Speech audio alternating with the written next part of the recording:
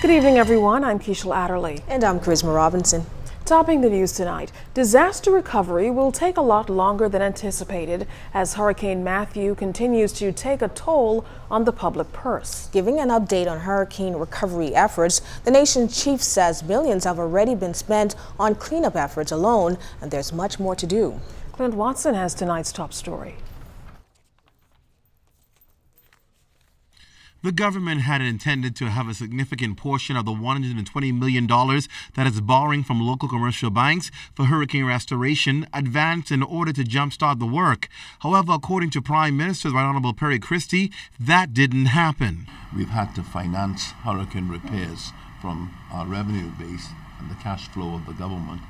And we lost about 2 weeks of revenue, which I suppose would approximate 40, 50, 60, and the given revenue today could even be as much as $80 million in terms of lost revenue. And so it's been a process where we have tried to accommodate the minister responsible for hurricane repairs by delaying some payments and putting funds towards hurricane restoration whilst we process this loan.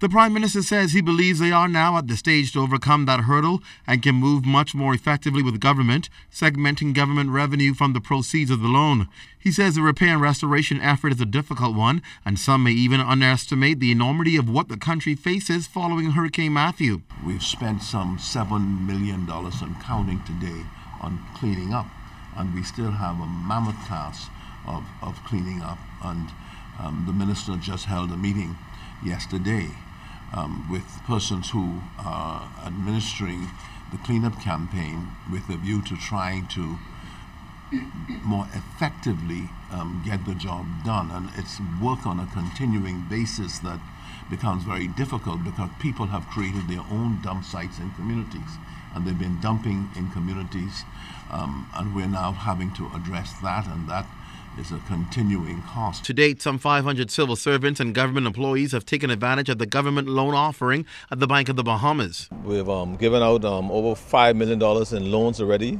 We've already started issuing coupons. We're in the process now where we're now ready to issue individual contracts for the repair of homes, but it's going to take time. And so I won't sit here and say I'm going to have it done tomorrow, because it's not possible. The government has shied away from giving a deadline on when this will all be rectified and solved, given the enormity of the impact of this storm, particularly New Providence, Grand Bahama, and Andros. What they are hoping is Bahamians will be patient and where they can help themselves to begin the process to get themselves back to some level of normalcy.